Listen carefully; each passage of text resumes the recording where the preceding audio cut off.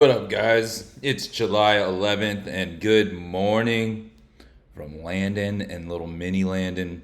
I don't usually do these in the morning, so I was mixing it up when I have a little bit of a different energy right now.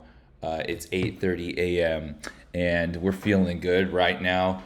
It was a challenge to go to bed last night. Like kept taking spoonfuls of peanut butter. Probably was at a really hardcore calorie deficit. It's getting cut. It's there's a lot of sacrifices involved, and I appreciate the accountability of this channel and being able to come back to you and tell you that I'm sticking to it, the 12 to 8 eating window, and being in a calorie deficit. So I'm gonna be winging it today. This is gonna be a fun one, I think. A guy had some good ideas, and my first appointment this morning got moved back, so we get to do this now.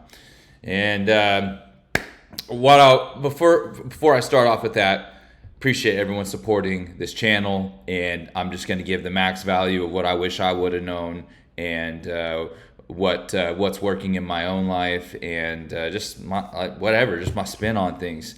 And also, here I am in Austin, Texas. I moved here 3 years ago, and it's a great place. Texas is wonderful. The people are so open. You talk to anybody who comes to Texas, and they're always blown away by how friendly people are.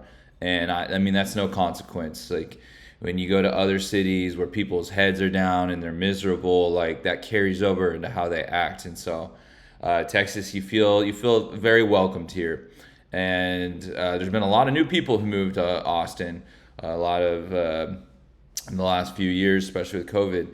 And yeah, there's a pride down here, yeah, Utah will always be home for me, but this is now my new home, and as long as with my home in Costa Rica on the surf beach, I got a few homes, and all that. I'm saying because that flood that we had last week, it was super sad. It hit a part of Texas that's like out in the country and not a big town.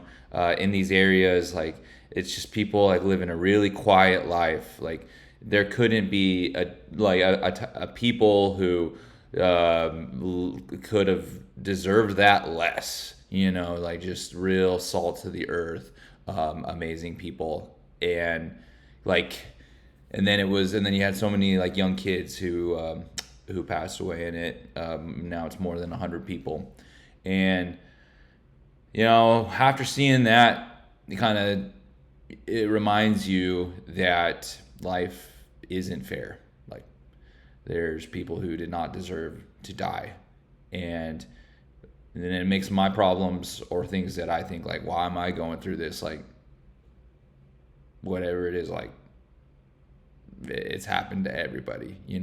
And maybe we don't know why.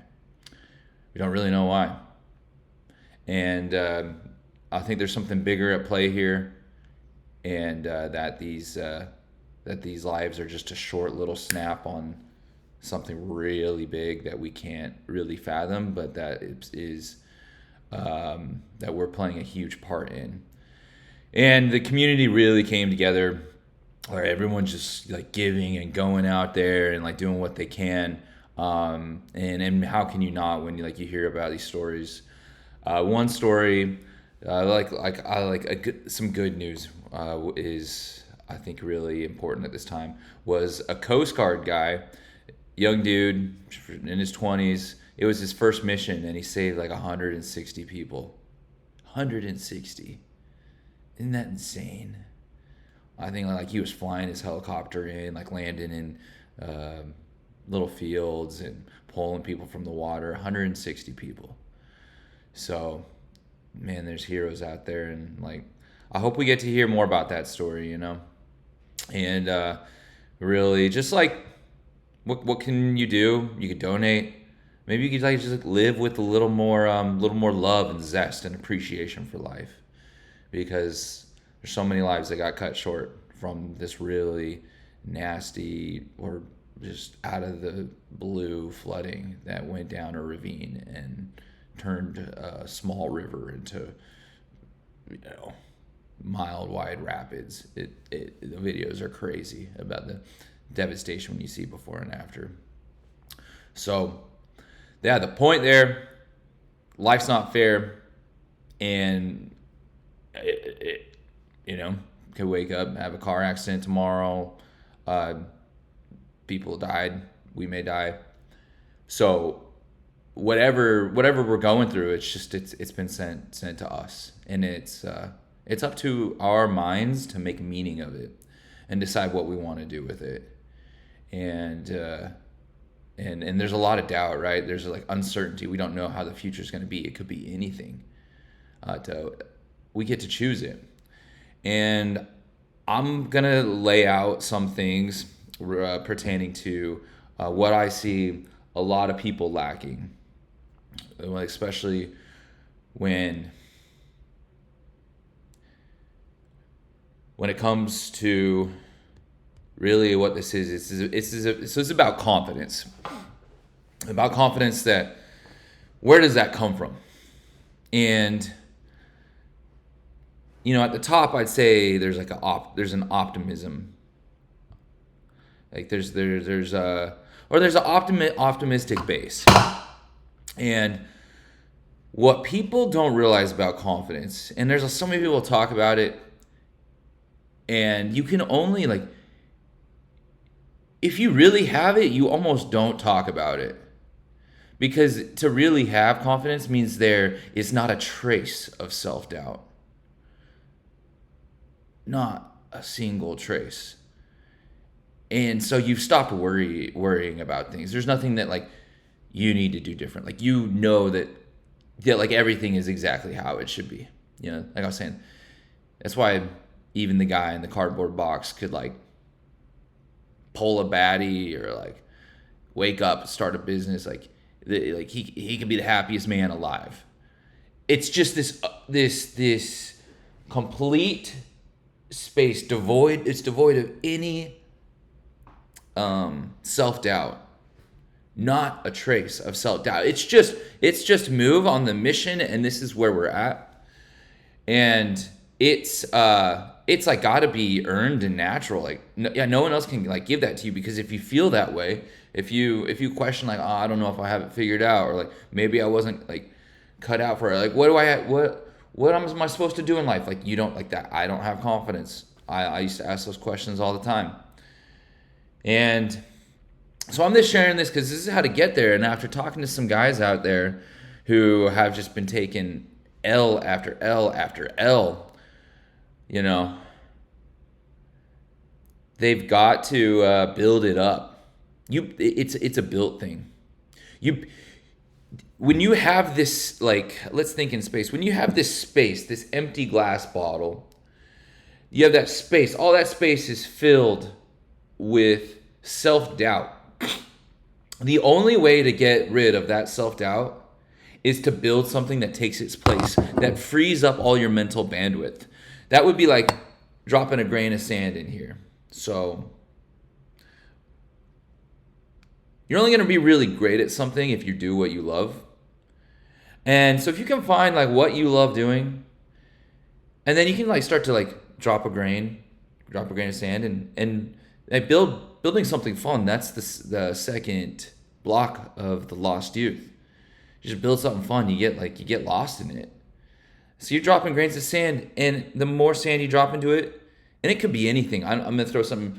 Maybe you love video games, but I lack confidence, or not. I lack confidence, right? We're gonna change it. Because I want to be confident, and I have some self-doubt, and I love video games. I need to get rid of my self-doubt. I need to build something fun. You passionate gamer. Man, that's a bad one, because I don't think video games are good and it takes away focus. But even for this object lesson, what could you build? It could be anything. You could build a stream channel. And then, man, if that is building up, and you're you gain confidence from the size that it's getting, when you're putting all those grains of sand in there, that space where there used to be self-doubt is taken up. So it's really like, that's why I mean there's a misconception, because I don't think it's not something you have. It's like something that you have by default. It's like it's like light and dark. So light is to confidence as self-doubt is to darkness. And the way you get rid of darkness is you put light in there. Or like light or confidence is to heat as self-doubt is to cold.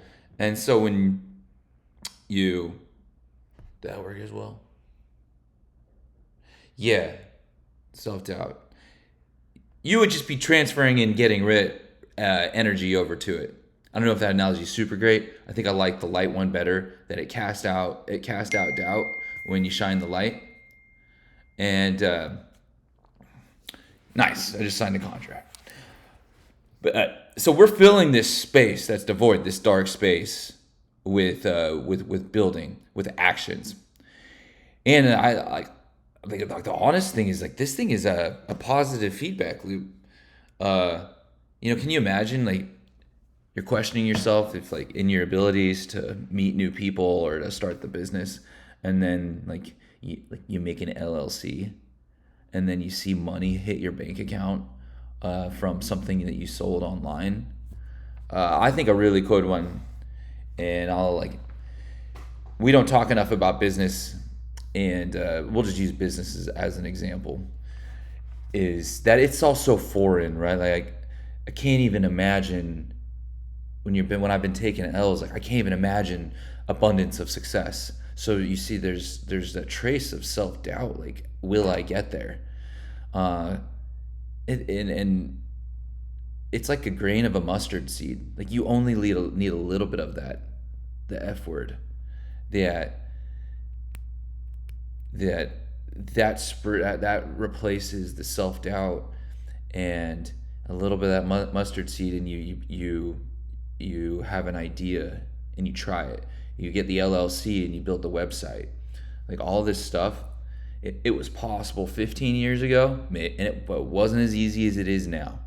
And then when you do that website, and then you think of a product you want to sell. For me, information has changed my life, and it comes pretty naturally, and it's something I enjoy, writing and crafting ideas and puzzling like these pieces of information together. And so my thought is it's done so much to help me in my life, help me to feel comfortable in my own skin, and to feel grateful for where I'm at, and to accept my reality, and then to make changes in it that I'm like, wow, thank you. Now if I could take that and find where someone is feeling pain when it comes to their financial future, or their physical health, or their social life, then I'm gonna package that up. So let me know which one that you want, and I can tailor towards that. So that's all I have today. Appreciate you supporting and liking and subscribing to this channel. It's day number 11, and we're just building up momentum. Hope you're writing down where you want to be with your weight, what you want to accomplish in your health and fitness. Think about 90 days from now, how you want your relationships to look like, your dating life, your confidence with which you move through those interactions, the type of person you want to be. Think about business, like where is it aligning with your purpose? Maybe you don't even know what you like really love doing. That would be a great thing to figure out. You only figure that out through trying. What can you try over the next 90 days? And then of course always like that spiritual practice, like how is your relationship with God? What's taking you away from it? What kind of distractions are there? What can we do to get closer to feel it. I know the feeling. I know that it's basically the opposite of being on a bender and doing drugs, having all-nighters, no light, or just feeling like worthless and absolute doubt about your future. That's the opposite of what it feels like to give selflessly, to think about others and empathize for them, and to go in a place where people are praying to God all together and meditating and thanking Him and asking Him to come down and to visit Him. When you go to a spot like that, like, there's a feeling there. It always is. So those 4: God, body, money, relationships. Those are the 4 areas that we can all be working on. So thanks for tuning in. Love you, Lost Youth. Go get lost in something.